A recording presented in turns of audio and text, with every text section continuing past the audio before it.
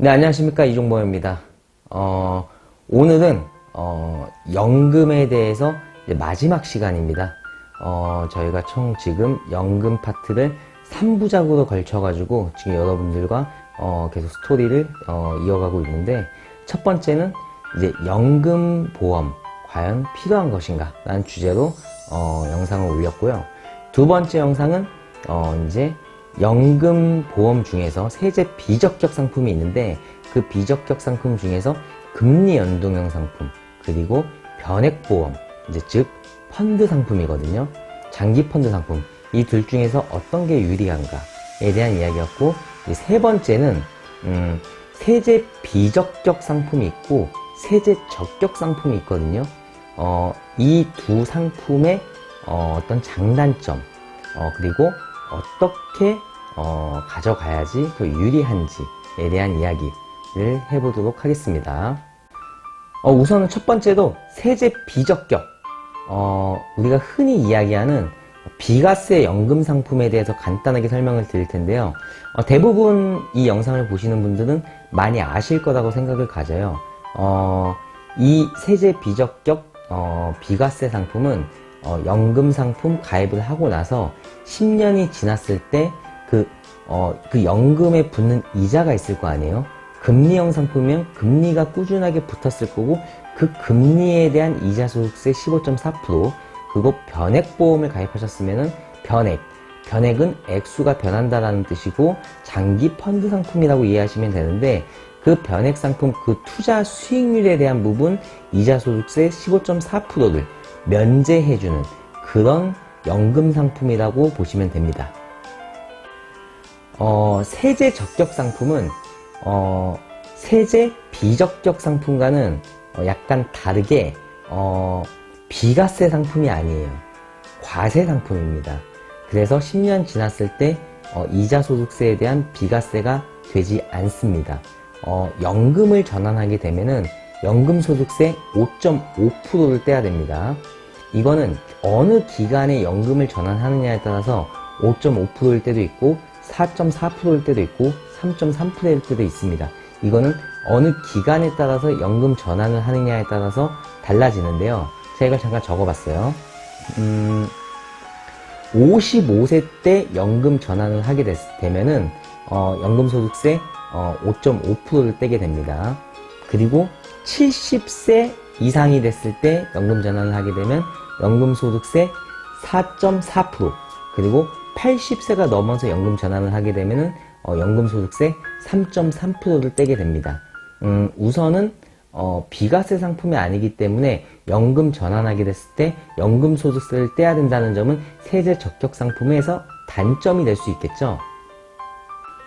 그리고 우리가 개인 연금을 가입을 하지만서도 물론 연금 전환을 해서 쓰는 목적으로 가입하는 분들이 많이 계시겠지만 연금 전환을 하기 이전에 다른 용도로 아니 급해서 뭐 여러 가지 이유로 인해서 해지를 해야 되는 상황이 생기게 돼서 해지환급금을 받는 경우들도 상당히 많거든요.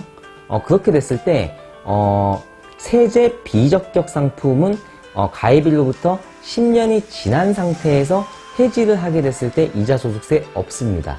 그리고 세제 적격 상품은 가입일로부터 10년이 지난 상태에서 해지하게 됐을 때 해지 가산세를 물게 돼요.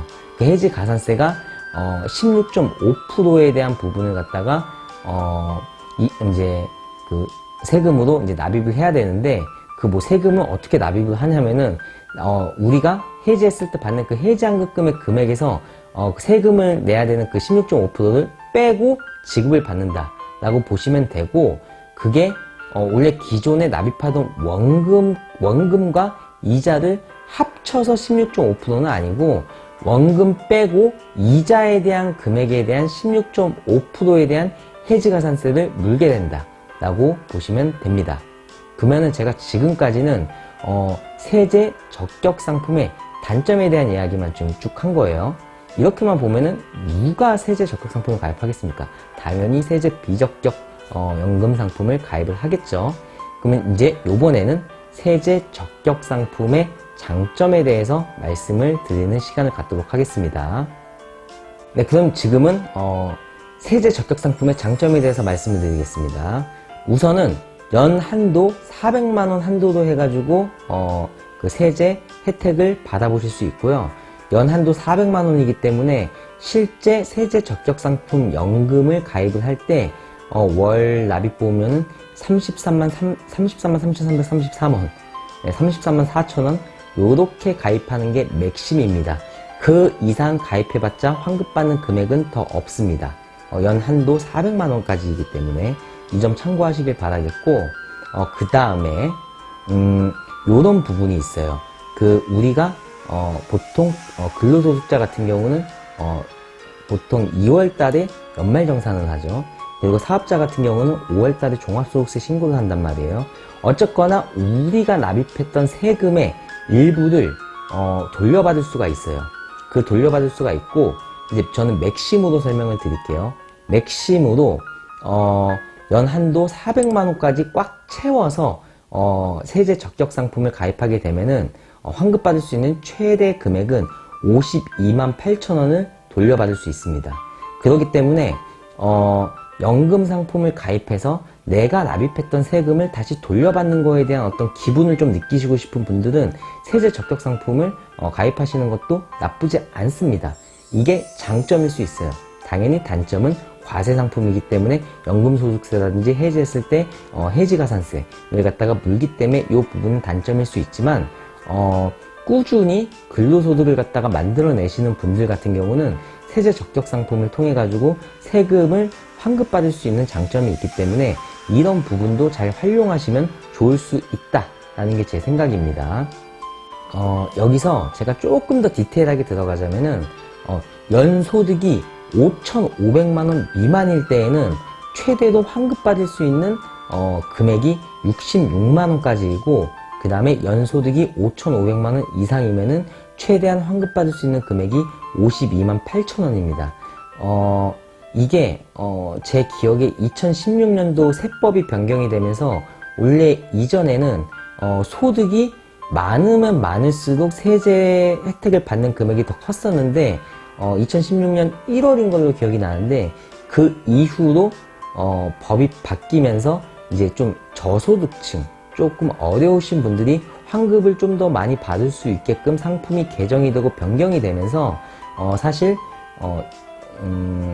이제 돈을 많이 버시는 이제 사업가분들에게는 좀 이렇게 불리한 상품으로 많이 전략된 게 좀 아쉬운 부분이기는 한데, 대신에 소득이 그렇게 많이 벌지 못하시는 분들한테는 이 세제 적격 상품이 유리할 수 있다는 점도 여러분들 참고하시길 바라겠고, 제일 중요한 것은 만약에 주부예요.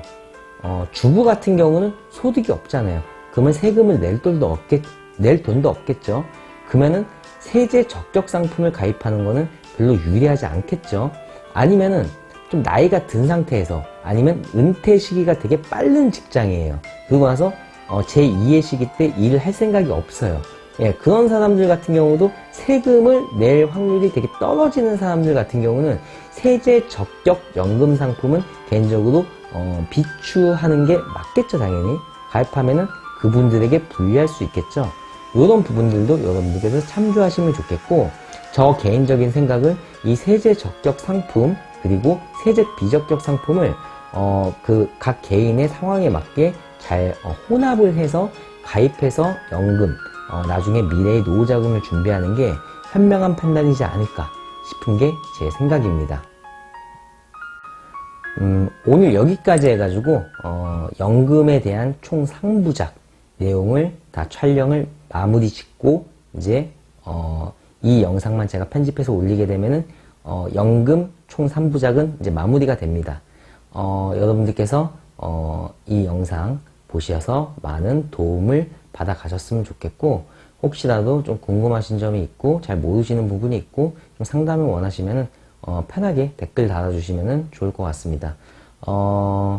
다음 주제는 아직 제가 딱히 정하진 않았는데 어찌됐건 여러분들에게 좀 유용하고, 그 다음에 궁금할 만한, 그리고 좀 다른 곳에서 좀 접하기 좀 어려운 좀 약간 그런 좀 고급 정보가 될 수 있는 어떤 그런 정보들 위주로 해가지고 한번 컨텐츠 기획해 보는 걸로 하도록 하겠습니다. 네, 영상 봐주셔서 감사하고 다음에 또 찾아뵙도록 하겠습니다. 감사합니다.